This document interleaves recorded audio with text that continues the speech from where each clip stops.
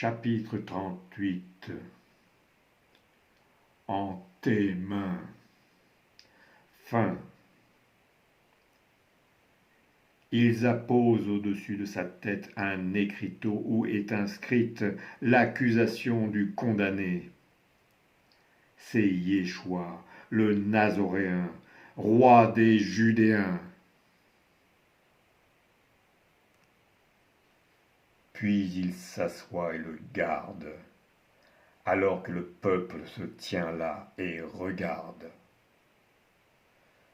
Les passants blasphèment contre lui, hochant la tête en disant « Lamente-toi, toi qui détruis le sanctuaire et le rebâtis en 3 jours. Sauve-toi toi-même, si tu es fils d'Élohim, descends de la croix. »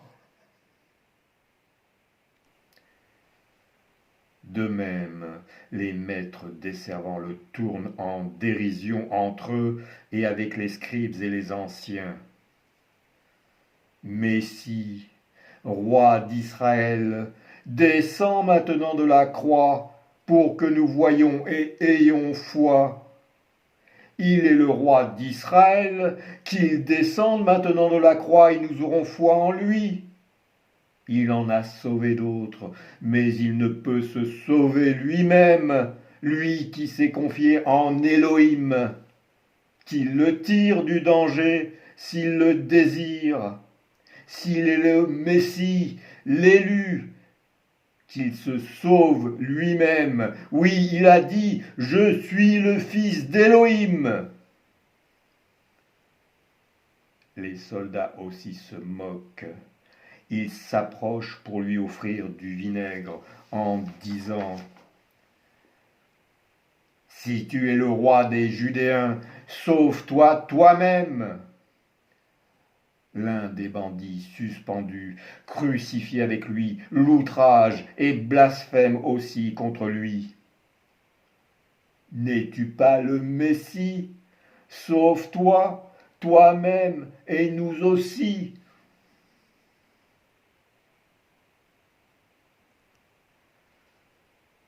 Mais l'autre crucifié le rabroue. « Tu ne crains pas Élohim, toi qui subis la même peine. Pour nous, c'est la règle, nous payons ce que nos actes nous ont valu. Mais lui, il n'a rien fait de mal. » Et il dit encore, « Yeshua, souviens-toi de moi quand tu iras dans ton royaume. » Amen. Je te le dis, aujourd'hui, tu seras avec moi en Éden.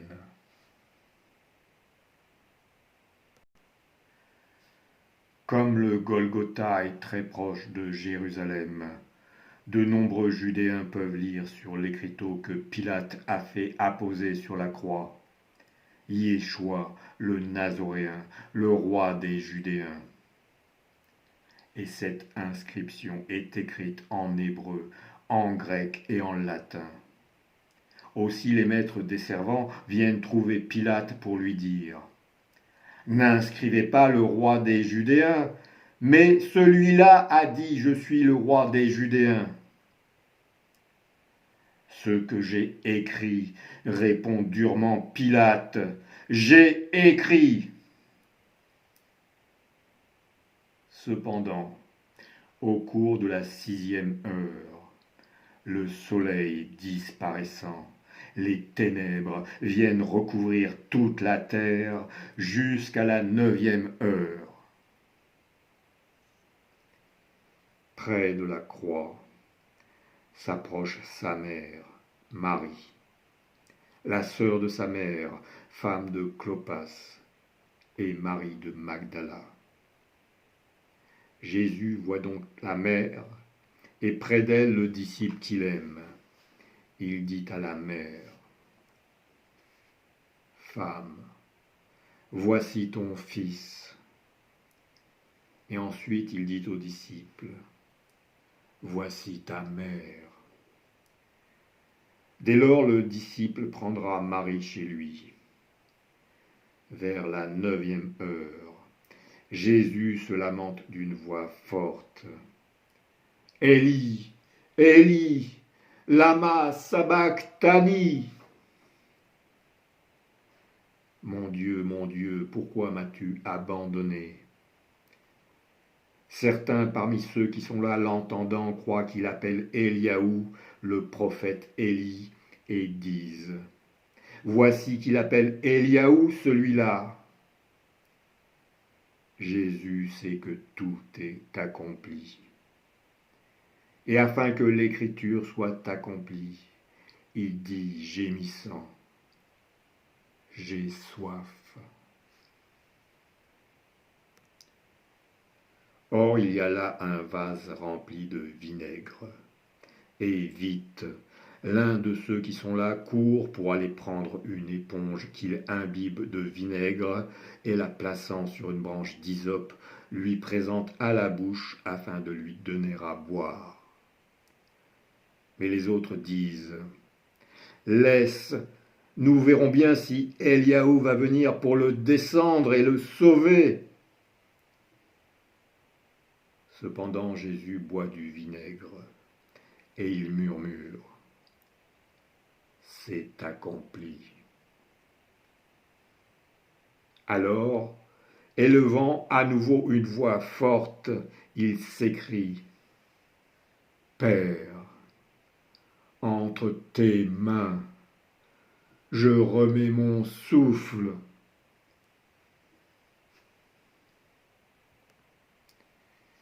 Et, inclinant la tête, il expire, rendant le souffle.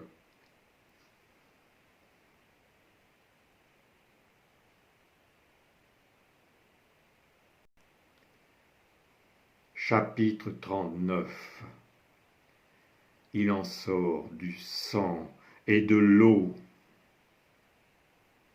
Mais voici que brusquement la terre se met à trembler, les rochers se fendent. Au même moment, de haut en bas, le voile du temple se déchire, se scindant en deux. Des sépulcres s'ouvrent et les corps de nombreux saints endormis se réveillent. Ils sortiront des sépulcres après la résurrection de Jésus. Ceux qui gardent Jésus, ayant déjà observé les ténèbres s'installer, sont sidérés par tout ce qui survient et sont pris de frayeur en ressentant la terre trembler. Le centurion qui se tient face à lui, ayant entendu sa voix forte, s'aperçoit qu'il vient d'expirer. Aussi, impressionné par tout ce qui arrive, il glorifie Dieu. Vrai, cet homme, c'était le Fils de Dieu. Réellement, cet homme était injuste. Et les autres gardes s'exclament aussi. Vrai, celui-là était Fils de Dieu.